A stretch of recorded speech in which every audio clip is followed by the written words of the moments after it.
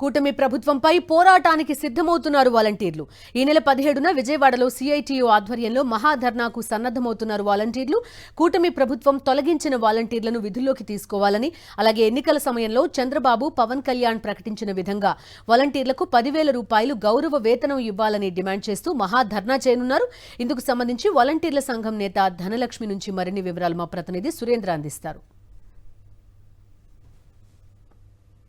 వాలంటీర్లు మరో పోరాటానికి సిద్ధమవుతున్నారు. 17వ తారీఖున మమ్మల్ని విధుల్లోకి తీసుకోవాలంటూ విజయవాడలో మహాధర్నాకైతే పిలిపించిన నేపథ్యం కనిపిస్తే, అయితే వాలంటీర్స్ డిమాండ్స్ ఏంటి, ప్రభుత్వం నుంచి ఎటువంటి వాళ్ళు అడుగుతున్నారు అనే అంశాలు మనతో మాట్లాడడానికి ఆ సంఘం రాష్ట్ర నేత ధనలక్ష్మి ఉన్నారు. ఆవిడతో మాట్లాడదాం. మేడం, ఎందుకు వాలంటీర్లని అంటే ఉద్యోగాల నుంచి మొత్తం తొలగించామని ప్రభుత్వం ప్రకటించింది, కనీసం జీవో లేదు కాబట్టి మేము ఎవరిని తీసుకోవట్లేదని చెప్తుంది, మీరేమో ధర్నా చేస్తున్నారు?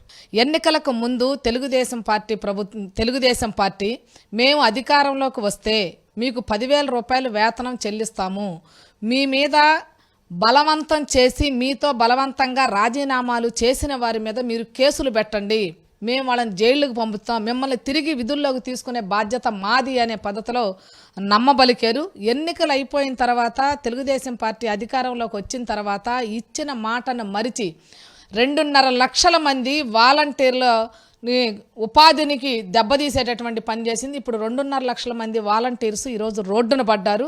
వారందరినీ తిరిగి విధుల్లోకి తీసుకోవాలని, ఈ వ్యవస్థను కొనసాగించాలని, తెలుగుదేశం పార్టీ ఇచ్చిన హామీని నెరవేర్చాలనే డిమాండ్స్ సాధన కోసం మేము ధర్నా చేపట్టాం. అంటే మనం చూసాం విజయవాడ వరదల్లో పూర్తిగా ప్రభుత్వ యంత్రాంగం అంతా దిగిన చివరికి వాలంటీర్లు రంగంలోకి దించాల్సిన పరిస్థితి వచ్చింది.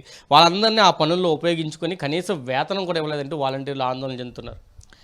వాలంటీర్స్ వ్యవస్థే లేదు, గత ప్రభుత్వమే వాళ్ళని రెన్యువల్ చేయలేదు, అసలు పనిలో లేనటువంటి వాళ్ళకి జీతాలు ఇచ్చింది గత ప్రభుత్వం. వీటన్నిటిని కానీ మేము బయటకు తీస్తే అధికారుల వరకు చాలామంది వేటుకు గురవుతారు అనే పద్ధతిలో ప్రభుత్వం చెప్తా ఉంది. మేము ఈ ప్రభుత్వాన్ని ఒక్కటే అడుగుతా ఉన్నాం, ఎన్నికలకు ముందు 10,000 రూపాయల వేతనం చెల్లిస్తామని చెప్పినప్పుడు వీళ్ళు ఉనికిలో లేరనే విషయం మీకు తెలీదా? వీళ్ళని రెన్యువల్ చేయలేదనేది మీకు తెలియదా? కానీ తెలిసి కూడా కావాలనే 10,000 వేతనం ఇస్తామని ఓట్ల కోసం నమ్మబలికి వాలంటీర్లను మోసం చేశారా అని అడుగుతా ఉన్నాం.